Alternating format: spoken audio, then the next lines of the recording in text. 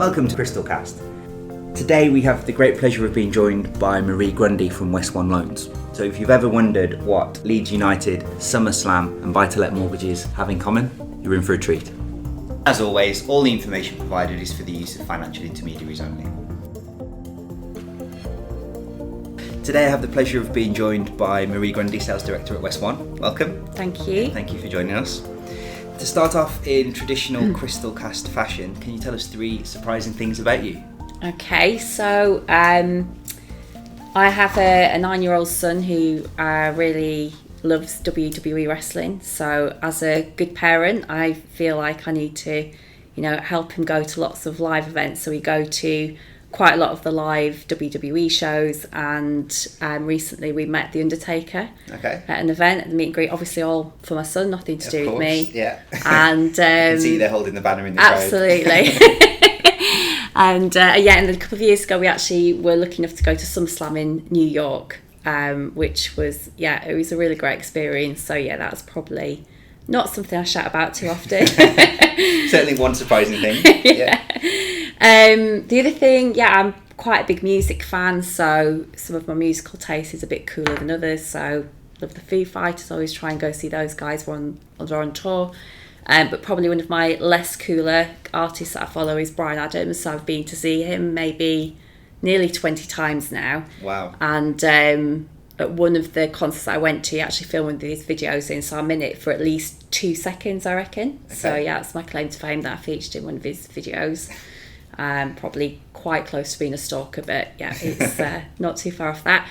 And then the third one is I'm a big Leeds United fan, so that's my hometown, and that's actually where I started my career in financial services as well, working for people like Halifax and Barclays and Barclaycard in Leeds, and then that took me to work for the Yorkshire Building Society, which at the time worked as a management trainee within one of the branches, and used to go out and do business development locally, deal with intermediaries, bring it back into the branch and process it in-house. It was all about delivering on service. So I think it was a really good grounding in terms of bringing that with me wherever I've gone, and just developing the passion for working with intermediaries and understand, how they interact with their customers and borrowers. So that was really good grounding, but probably all through, my hometown being a sort of a hub for financial services and supporting a dodgy football team at the same time.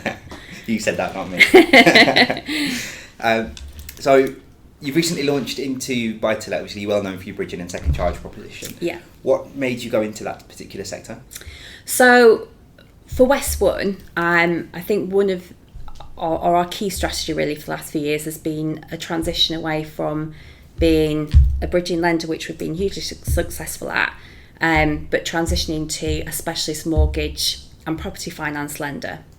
So really, if you look at our heritage, we've dealt with property investors since we founded the business, and clearly there are gaps there in terms of the products that we offer to those property investors. So buytolet clearly is a natural gap, whether that's an exit to a bridging finance, whether it's allowing developers to hang on to some of the units rather than sell them all off and use a buy-to-let mortgage product to be able to do that. So really our focus is bringing a range of holistic products to our customers, so that whatever wherever they are in terms of their financial journey, hopefully we'll have a product to help them along the way. And I think we saw lots of opportunities within the buy-to-let market. We know it's gone through lots of challenges recently. It's really well documented about the PRA and the taxation changes, but I think there's definitely room for a new lender to come into the market and really focus not just on product, but also the whole proposition to make sure that works just as well.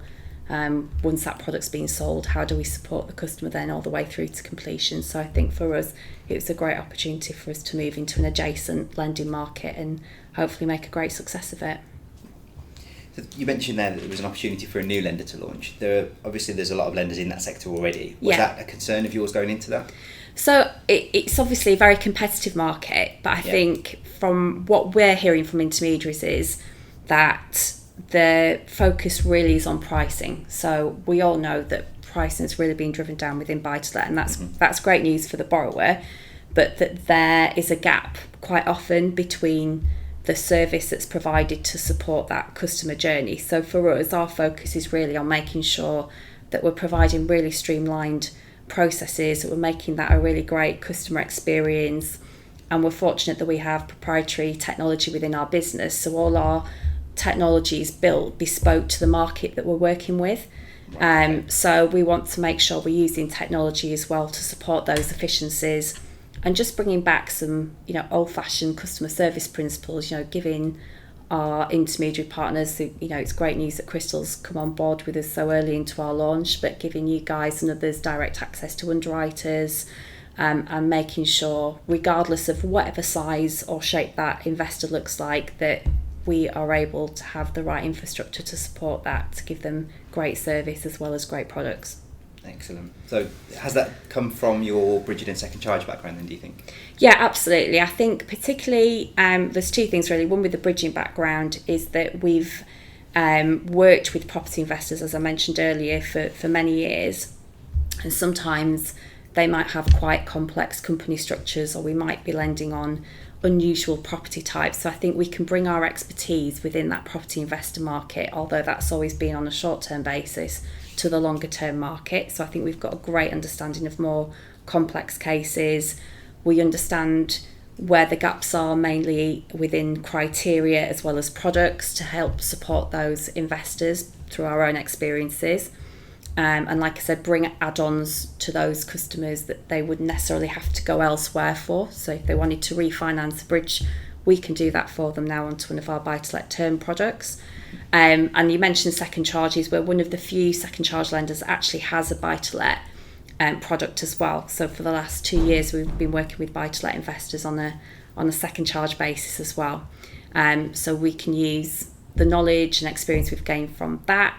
And if we offer second charges, why would we not want to offer first charges as well? So yeah, I think that will work really well. Yeah. Well, one kind of acid test for us is when a new lender comes in or a new product is launched, when our new business team look at the product guide and say, oh, I can use that, or I've got a client who needs that. And that's one of the big tests for us as to whether that's a product we need, rather than it just being, well, we've got that, but it's a little bit cheaper. Yeah. And one of the things that stood out for me from your product range was the amount of those conversations we were having where we didn't realise we could do that. So we're very excited to be on board with it, and we're just talking earlier, we just had our first application in, considering we launched back end of last week, so big things expected. That's fantastic. Thank you, it's great to hear. So what trends are you currently seeing in the market, either on a buy-to-let, seconds, bridging? Yeah, so from a buy-to-let perspective, like I said, we're only a few weeks into this really, but certainly we're seeing quite a lot of opportunities within the specialist range of products, so quite a lot of demand for things like holiday lets, and obviously the Airbnb market is really evolving very quickly. Being able to support first-time landlords as well, that's something that we've seen quite a lot of interest in. And then I think also, like I mentioned, going back to process, we've launched and extended a fast-track remortgage service, which means that borrowers that qualify can use our in-house solicitors, and they don't need to appoint their own solicitors, but because obviously with them being an in-house solicitor, we've got much more control over service and process, so it can really deliver a great and fast completion. Second charges, because again we're seeing sort of more changes, if you like, to the property market in terms of nervousness around property prices. We're seeing more demand for home improvement loans, so that's something that usually happens in a more stagnant property market, and seconds are a great way of being flexible in terms of loan size or loan purpose. So it's a great way of using that to improve homes for borrowers as well. So that's definitely a trend we're seeing there. Okay, excellent. And what do you think the biggest recent change that you've seen would be? I think for me, the last few years has really been focused around the professionalisation of the sector. So whether that's in the buy-to-let space, because of the changes, it's now made it more difficult to be a part-time landlord. So we're seeing much more professional property investors coming through. In the second charge space, the MCD and transference into the mortgage regime has again really raised the standards. We like to use this term master broker, and what I really consider our master broker partners, such as Crystal and others, actually they're specialist second charge advice firms. They're providing specialist advice in an area of the market that some intermediaries are not comfortable or have the relevant knowledge or expertise to advise on. So I think we're definitely seeing a raise of standards throughout the market. And again, even in the bridging market, we're seeing really strong demand. We've had a record month only a couple of months back in bridging, so we're seeing still demand for large value transactions. So it's great that we're in a position to be able to help borrowers that have those needs. So all across the business we're seeing really strong growth, and that's really positive. It is almost contrary to a lot of the headlines that are seen, where there's a lot of warnings coming out about potential interest rate rises or dropping demand for properties. We can replicate that from what we're seeing here. The professional landlord or the professional investor sees this time as a time of opportunity. They can get involved, they can buy something, add some value to it. There's talk of this mainstream specialist crossover. I don't necessarily think the products are crossing over as such, but more people are seeing the opportunities in specialist than they've ever seen before. And you touched on earlier, having products that can do bridging and then a term loan to take out is really facilitating the needs from these investors. Absolutely, and I think it's key within the specialist lending market is that borrowers are treated as individuals, and that the lenders that you're dealing with can demonstrate flexibility when you need to take a common sense approach and really try and understand each borrower's individual circumstances. So I think to be a successful specialist lender, it's not just about the product, it's your approach to lending and how you deal with that particular borrower that really makes it successful or not effectively. People deal with people. Absolutely. And you're quite unique in the industry in that your background is as a master broker yourself. Yes. So now you're on the opposite side of the fence. What was the biggest surprise for you from there? So I always had a lending background, and then, like you mentioned, ran our own brokerage for 10 years. And I think what it does, it gives you a great perspective in terms of how you work with your intermediary partners. So for me, I've a real empathy with brokers that we deal with. I know exactly what your job involves, what the challenges are, and then what we can do to work with you to make the job easier for you, but also obviously to help the end customer, which is what it's all about. So I think it's been really useful experience to be on both sides of the fence, and I know that your job is not easy. There's lots of challenges within each brokerage firm, but ultimately as a lender, that's what we're here to do and support, and hopefully I can bring my own experiences to try and support you guys as best we can. There's been recent stories about lenders maybe changing their marketing and going direct to consumer rather than going through packages or brokers. West One obviously dedicated to that intermediary market. Yes. What are your thoughts on that avenue? I think that's a big departure for lenders. If they've only ever worked within an intermediary distribution channel, then actually in terms of how you scale up to deal directly with consumers would be very interesting to see how many lenders can make that work well. I think that intermediaries add enormous value, and the reason that over 2/3 of mortgages are intermediated is because it proves how valuable that service is to the borrowers. So I think it's quite a brave move for lenders to diversify into that direct to consumer channel. If they can make it work, then that's great. I'm guessing that the way that lenders will be approaching that maybe is through technology, but certainly our commitment is to the intermediary market, and we're very proud to have partners like Crystal and others to help support our business. You touched on technology there. That's quite an interesting topic for us here. Can you tell us a little bit about West One's plans for technology? So I think we're really fortunate that we have our own in-house team of developers, so we're not relying on third-party system providers, and that it enables us to be more innovative, I believe, in the market, and it also enables us to be more reactive because we can adjust our systems and react to feedback from yourselves to make sure that the systems that we're building are done in the right way. So we're building those systems to make sure that, like I mentioned earlier, it makes processes more effective and more streamlined. And feedback from our broker partners really helps shape that to make sure we've got that right.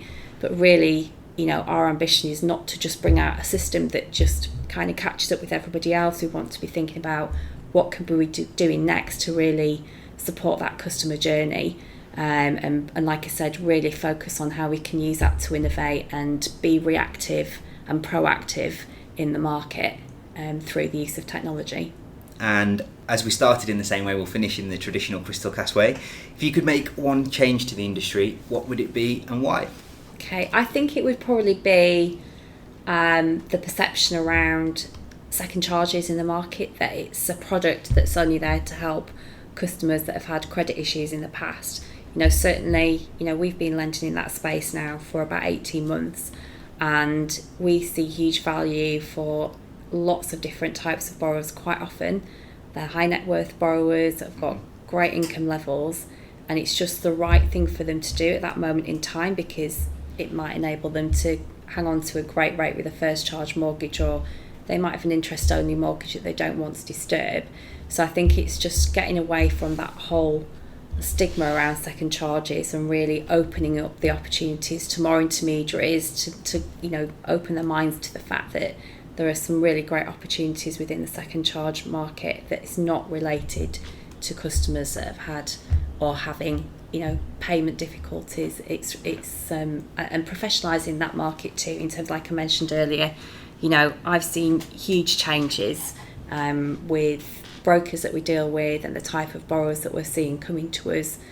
So maybe changing some of the terms that we use in the market, like especially second charge advice firms. I'd really like to see an acknowledgement of what value brokers like yourselves and others offer in that space too. Very interesting. Thank you for joining us today. It's really nice to talk to a lender that's already well known for doing some things really well and then trying to do more and stepping up into other sectors. So we're really excited about the buy-to-let products that you've launched. Obviously, we already work with you on bridging and seconds, which have gone down really well with our team. So yeah, very excited, and hopefully we'll continue to do good things with yourselves. Yeah, thank you, and thank you very much for having us today. No Great problem. to have the opportunity. It's been a pleasure, thank you. Cheers. To hear the rest of the series and be notified first of future episodes, hit subscribe. And to discuss any of the topics covered in today's CrystalCast or any other specialist finance requirements, call us on 01827 301070 or visit our website at www.crystalsf.com. Thank you to today's guests, and as always, thank you for listening.